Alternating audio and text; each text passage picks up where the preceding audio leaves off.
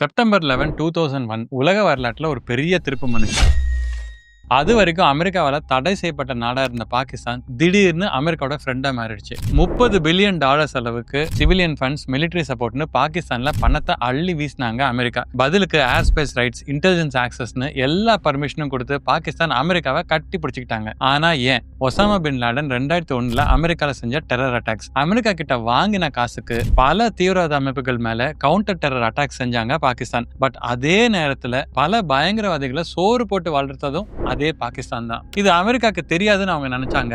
தும்புற சத்தம் வச்சே பாகிஸ்தான்காரன் தும்புறானா, பங்களாதேஷ்காரன் தும்புறானான்னு கண்டுபிடிக்கிற அமெரிக்காக்கு இதை கண்டுபிடிக்க தெரியாதா? 2011 மே 2 நடு ராத்திரி 1 மணிக்கு அமெரிக்க ராணுவம் பாகிஸ்தான்ல இருக்கிற அபோதாபாத் அப்படிங்கிற இடத்துல ஒரு பில்டிங்குள்ள இறங்கி அல் கைதா சீஃப் ஒசாமா பின் லாடனை சுட்டு கொன்னாங்க. இந்த மொத்த ஆபரேஷனும் பாகிஸ்தானுக்கு சுத்தமா தெரியாது. பாகிஸ்தானோட ட்ரைபல் பெல்ட்ல டெரரிஸ்ட் இருக்கிறதா அமெரிக்கா சொன்னப்போ இல்லவே இல்ல, நாங்க தீவிரவாதத்துக்கு எதிரான நாடு அப்படின்னு உருட்டின பாகிஸ்தானோட மிலிட்டரி அகாடமிக்கு பக்கத்து பில்டிங்ல வச்சுதான் ஒசாமா பின் லாடனை போட்டு தள்ளினாங்க. அந்த டைம்ல சிச்சுவேஷனை சமாளிக்கணும்னு பின் லாடன் இருக்கிற இடம் நாங்க தான் அமெரிக்காவுக்கு சொன்னோம் அப்படின்னு கேவலமா பொய் சொல்லி மாட்டிக்கிச்சு பாகிஸ்தான். 2001 அப்புறம் அமெரிக்கா கிட்ட டெரரிசமை கட்டுப்படுத்தணும்னு வாங்கின பல பில்லியன் டாலர்ஸ் பணத்தை பாகிஸ்தான் உண்மையில என்னதான் பண்ணுச்சு? ஆக்சுவலா அவங்க ஈயம் பூசின மாதிரியும் இருக்கணும், பூசாத மாதிரியும் இருக்கணும் அப்படின்னு வேலை பார்த்திருக்காங்க. ஆபரேஷன் அல் மிசான், ராஹே நிஜத், 2014 ஜர்பே அஸ்ப், 2017 ரத்துல் ஃபசத் மாதிரி தாக்குதல்கள் மூலமா பல பயங்கரவாத முகாம்களை அழிச்சாங்க. அல் கைதா தீவிரவாதிகளான காலித் ஷேக் முகமது,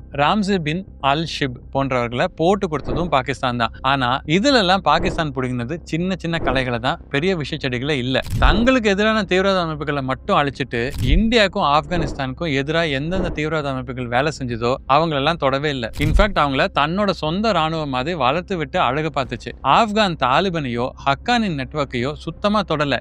இந்த 2 அமைப்புகளும் அமெரிக்காவுக்கு கான்ஸ்டன்டா தொல்லை கொடுத்துட்டே இருந்தாங்க. சரி, இவன் தான் திரும்ப திரும்ப பொய் சொல்றான்னு ஓப்பனா தெரியுது இல்ல, அப்புறம் ஏன் இந்த பாகிஸ்தான் கூட அமெரிக்கா மறுபடியும் போய் சேருது? ஏன்னா அமெரிக்காக்கு ரஷ்யா, சைனா, இந்தியா மாதிரியான ஏசியன் நாடுகள் மேல உளவு பார்க்கணும்னா போர் டைம்ல கேம்ப் போடவும் ஒரு அல்லக்கை நாடு கட்டாயமா தேவைப்பட்டுச்சு. அதனாலதான் 2022 வரைக்கும் கூட F-16 விமானங்கள் கொடுக்கறது மாதிரி கம்ப்ளீட்டா சப்போர்ட் பண்ணிட்டே இருந்தாங்க பாகிஸ்தானுக்கு. மற்ற நாடுகளை உளவு பார்க்க, கண்ட்ரோல் பண்ண தேவையான அடிமைகளை எப்ப வேணாலும் எங்க வேணாலும் காசு கொடுத்து வாங்கிக்கலாம் அப்படின்னு நினைக்கிற ஆள் அமெரிக்கா. கேட்டா அதை ஸ்ட்ராட்டஜிக் நெசசிட்டி அப்படின்னு சொல்லிடுவாங்க. வேலை முடிஞ்சதும் கழட்டி விட்டுடுவாங்க. இன்னொரு பக்கம் காசு வாங்கின பாகிஸ்தானுக்கு அமெரிக்கா மேல விசுவாசம் எல்லாம் கிடையாது. சான்ஸ் கிடைச்சா போதும் சைனா மாதிரி வேற எந்த நாட்டு கூடயும் சேர்ந்து அமெரிக்காக்கு ஆப்பு வைக்கலான்னு அவங்க ஃபர்ஸ்ட் வெயிட் பண்ணுவாங்க. 1970s இருந்தே இந்த 2 பேரும் இப்படியே தான் இருக்காங்க, இன்னும் திருந்தவே இல்லை.